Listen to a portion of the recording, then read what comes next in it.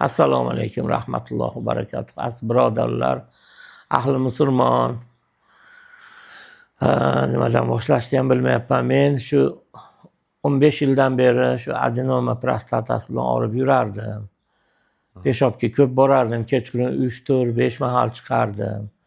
Shu dardimga davo istab shu Avangardda Qambaral degan yigitni topib keldim. Bir insonlar sababchi bo'lib, mashada undan oldin bu videolarni ko'rdim. Shularni ustozlar bilan qilgan bir 20 tacha video ko'rdim. Ishonmadim to'g'risi. Hamma chollar dardimni aytyapti, xuddi menikida qadar. Hammasi bir xil dard, davosini aytyapti. Mazza qildik, 25 yashar yigit topol deb hammasini gap bir xil chiqdi. Ishonmadim-u, lekin majbur bo'ldim. Oxirgi mahalla vashcha qiylanib ketdim. Keldim, shu Qambarali vrachga uchradim. Shunaqa aka, mana dedi, to'lovlar, analizlar, hamma sharoitlar VIP zo'r. Mana kecha operatsiya qildirdim, Allohimga shukr, hamd sanolar bo'lsin. Qutuldim. Ayniqsa men shu tahoratdan qiylanardim. Tahorat uzoq ushlamasdim. Masjidga borib, o'sha yerda tahorat qilib, postoyanno ko'pchilik o'ylardi, bu uyda qilmasdan bu yerda qiladi deb.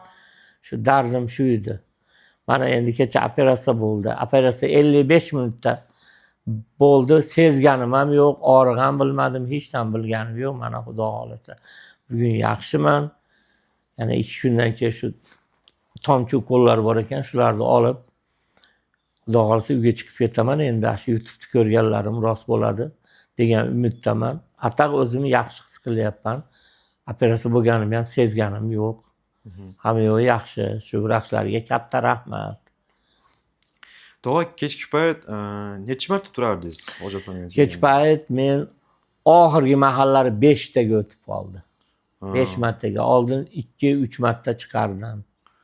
Uyqudan turishingizdan bilan hayolga nima kelardi birinchi? Hojatxona keladi, nima keladi? Asha bilan uyg'onaman-da, hojatxona shu qisda uyg'onaman. Ko'chaga chiqsangiz, mehmonga borsangiz, qiynalardingiz, sразу tualetda o'ylardingiz. Borib lashadi, qayerda tualeti udobniymikin, qancha o'tiramiz, kirib uzoq o'tirib qolsam shu oqsoqol deb to'riga chiqing desa, to'riga chiqib olsam, eshikka chiqqani qiylanaman deb, men mashada o'tiray deb so'ranardim. Endi birovga ayta olmaysiz ekan.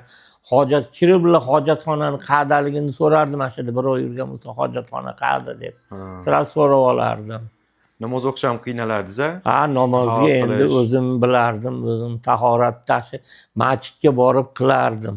Shu ayniqsa peshin namozlarida zo'rg'a o'lib qolardim. Asiganingizda napor qanday bo'lib chiqardi? Shu oldin dori ichib yurardim, uncha bilmadim. Oxirgi oylarda ro'zai Ramazonda rosa qiylandim. Tomchi bo'lib qoldi oxirgi mahallar.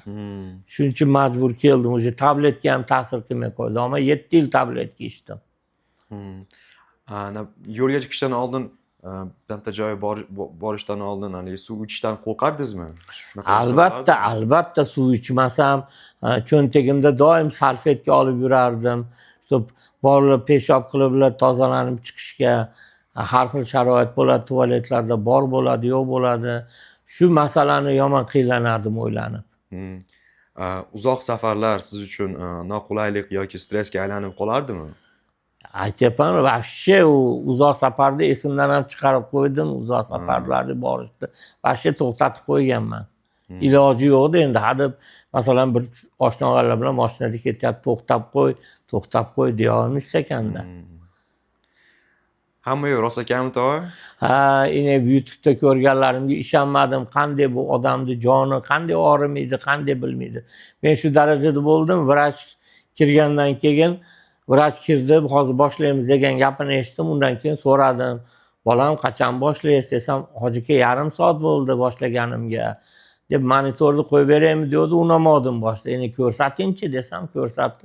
Shunday soat tugatdi, qarasam 55 minutda chiqdim operatsiyadan. Hech qanaqa og'riq, hech nimani sezganim yo'q. To'g'risini aytish kerak, ukol tarqaganda jinday jonim og'ridi to'g'risi. Hatto bir muammo bo'lmadi. Hozir qanday holatingiz? Holatim hozir yaxshi, Xudo xolasa.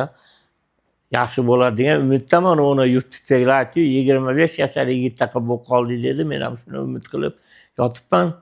Xudo xolasa 2 kundan keyin javob beradi. Ahvolim yaxshi, hamma yo'q zo'r.